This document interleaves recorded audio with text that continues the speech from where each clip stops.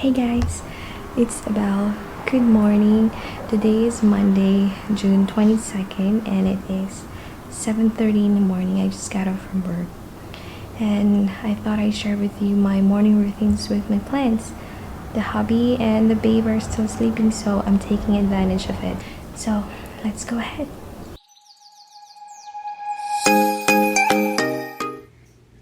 Okay guys, first thing I do, I have to turn on the lamp just to make sure I'm seeing the things that I'm doing clearly, because we get a bad eyesight in here.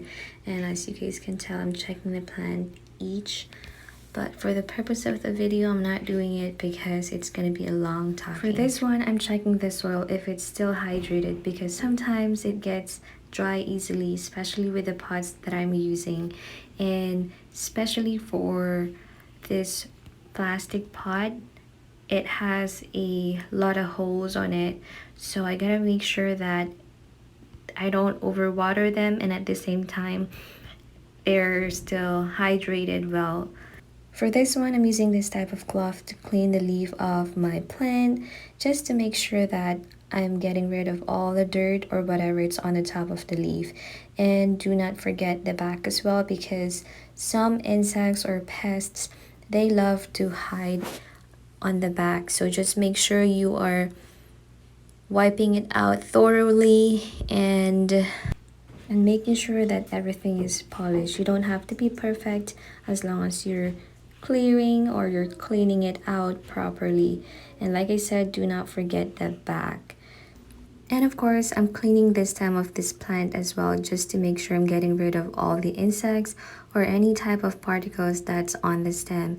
And that's pretty much how I do every morning for these plants on the wall. It's a habit of me now doing it as much as possible or as often as I can, because like I said, I've had a bad infestation of thrips lately, and you guys, you won't believe it, and I can't even explain myself on how I got devastated about it, because it's really sad. I lost all of my precious rare plants, specifically the anthurium ones, and my big philodendron gloriosum. I don't know if you are following me on my Instagram, you will see that on my page.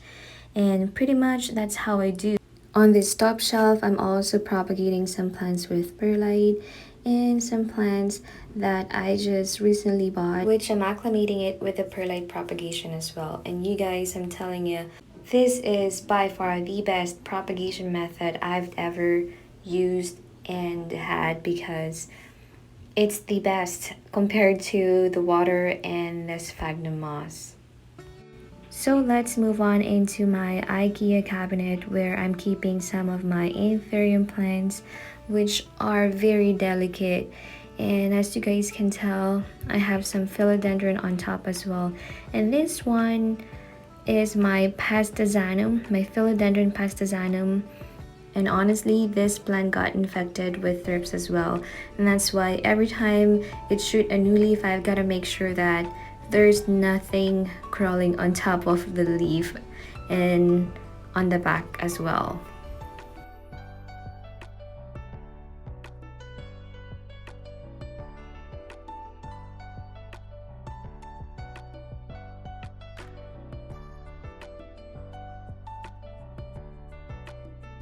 So for the inside of this cabinet, I make sure that I also clean the shelf, the glass shelf, because that's where it builds some dirt and some insects as well that you don't see because they are very tiny. And I have my forgetia in here that it's been struggling to thrive, and luckily I have a new leaf that sprouted. So here I'm keeping some of my anthuriums that are struggling and some plants that are having a hard time thriving, and it's pretty good. I highly recommend this box because it produces a lot of humidity inside. And here I am propagating my warocyanum. It's still producing leaves, but it's tiny. And my anthurium rugulosum, as you guys can tell, it's sprouting 3 leaves with perlite, and a little bit of coco coir, which I'm happy because it's still kicking after the thrift storm, and it's pretty cool. So that's pretty much how I do too with my plants over here. And this one is my Syngonium variegatum, and I just recently posted a picture of this one on my Instagram. And my Rhaphidophora that I couldn't even handle to wash it no more because it's getting taller and bigger and heavier.